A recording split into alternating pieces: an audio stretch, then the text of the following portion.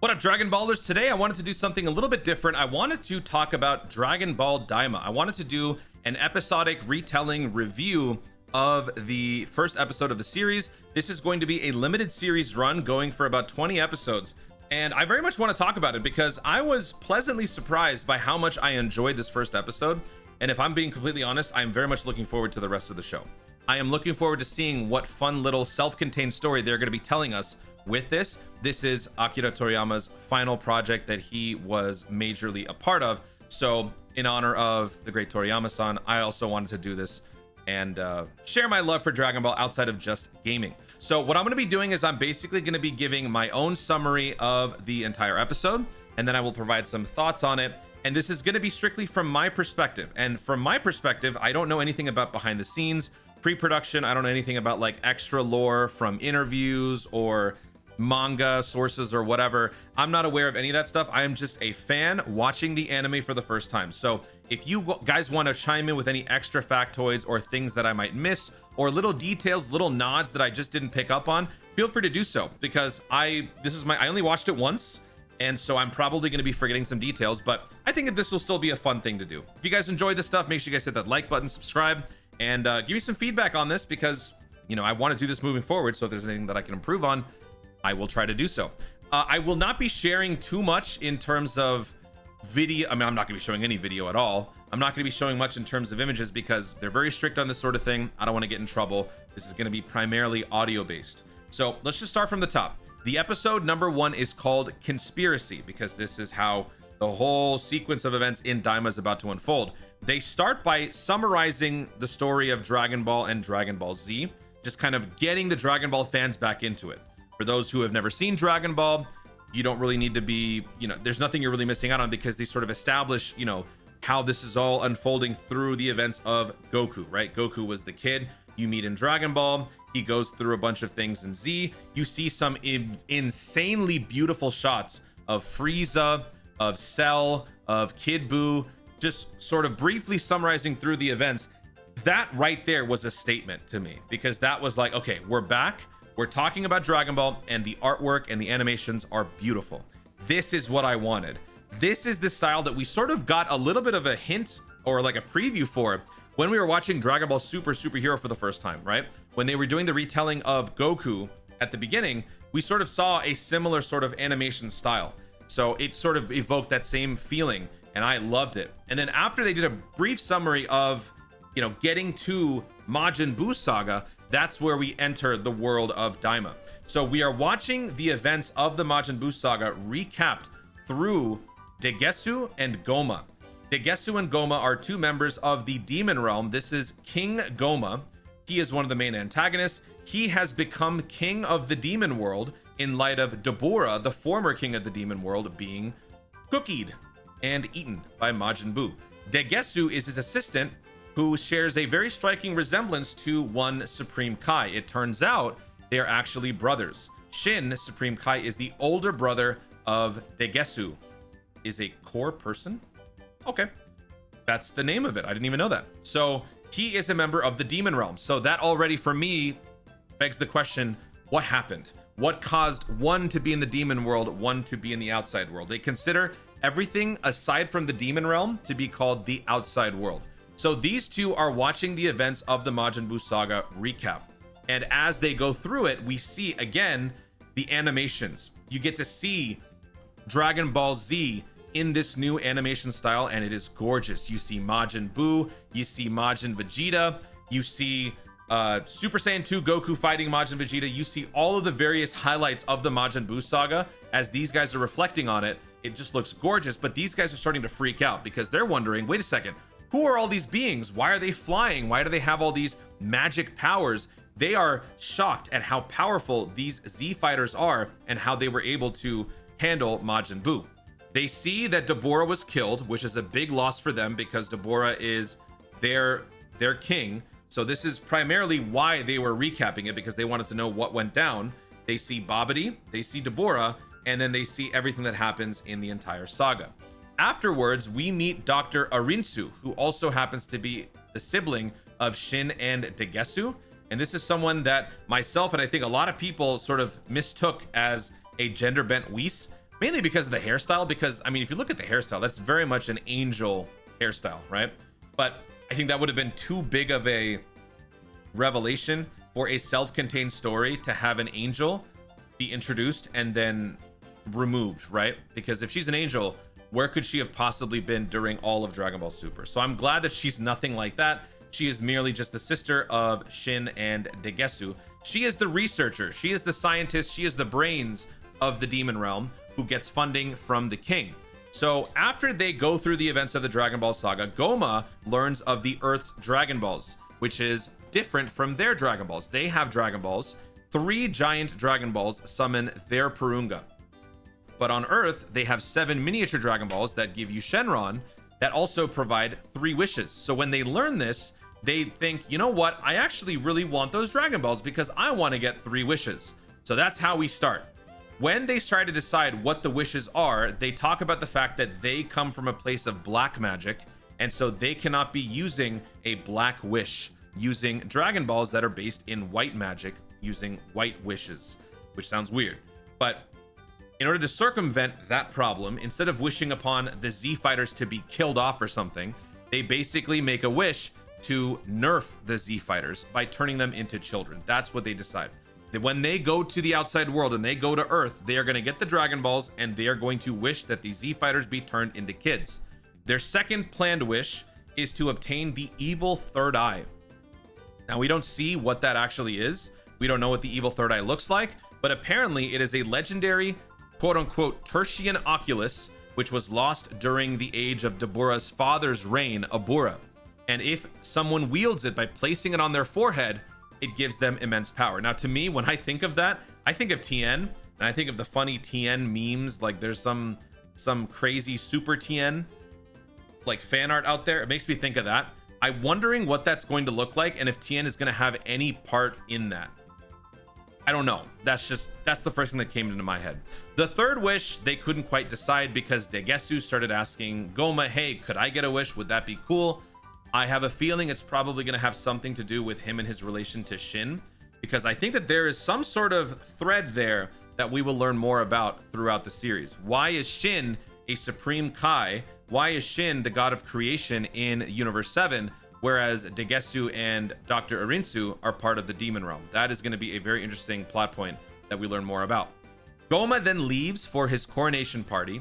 They sort of talk about the established demon realm. There are 3 demon worlds, and he also talks about appealing to the Majins, which are demons. So we don't really see anything more with that. They also talk about Neva the Namekian. Neva, that's his name, Neva, who is the Namekian, the resident Namekian that lives in the demon world. He is their Dragon Ball correspondent, basically. He also, we learn later on, is the creator of the demon realm Dragon Balls, and he created Guardians for the Dragon Balls. So that's a little different from what we have right now in the Dragon Ball lore. There are no Guardians. There are no designated beings that are meant to protect the Dragon Balls. But in the demon realm, they are called Tamagamis. 3 mech warriors, I think, that stand guard at all times to protect their respective 3 Dragon Balls.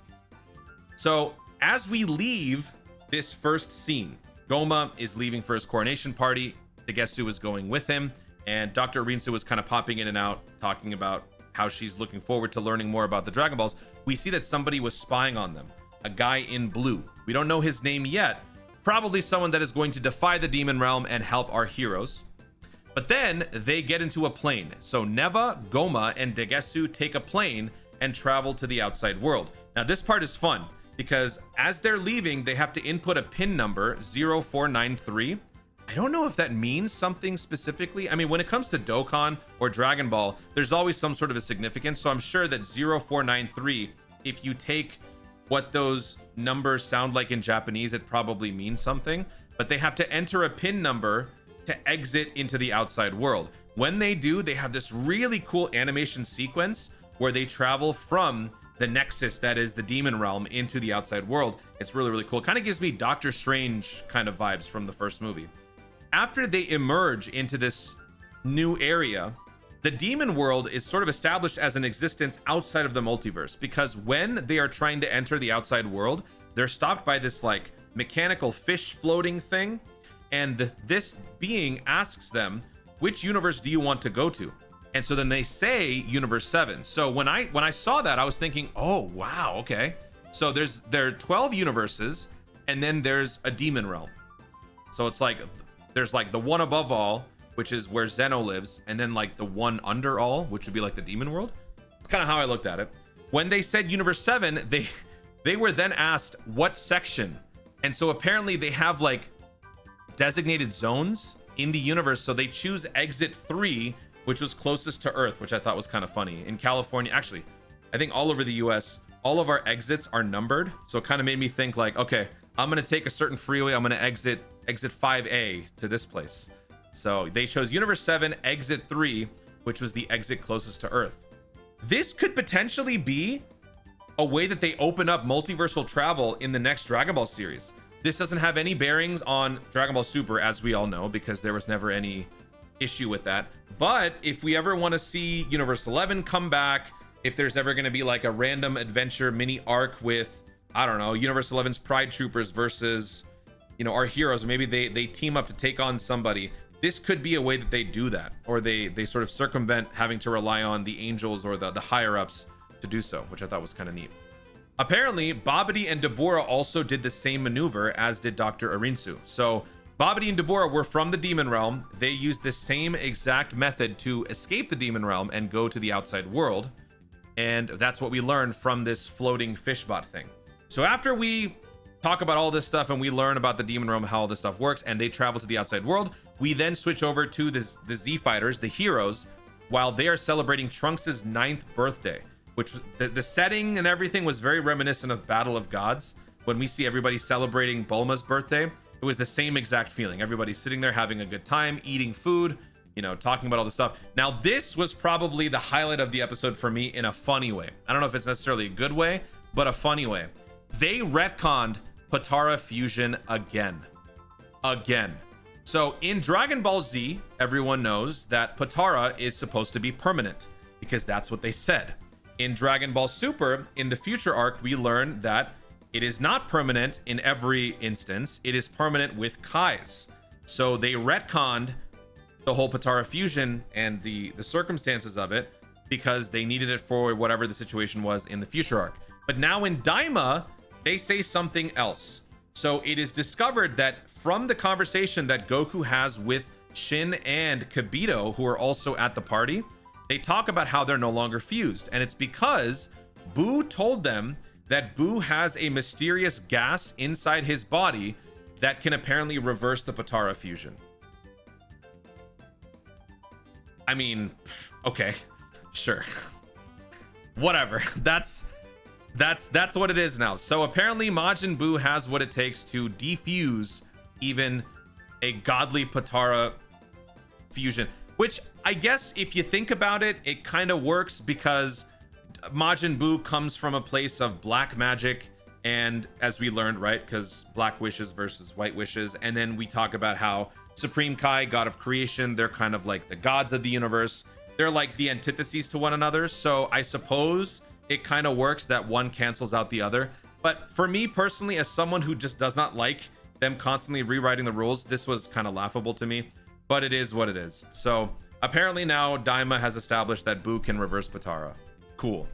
We learned from Goku that Gohan has been a little bit more isolated recently because he's very much in his studies. We know where he ends up in Battle of Gods and Resurrection F with his tracksuit and all that stuff, so that's not at all surprising. After Goku and Vegeta finish eating, they go to train. They go to start fighting, and the animations are beautiful. This is what we saw in the teaser trailer, in the preview for the Dragon Ball Daima series. Those animations are back, and it looks gorgeous. And this is why I'm very much looking forward to seeing these characters in Dokkan specifically, because these sorts of animations I think is going to translate very well into the game.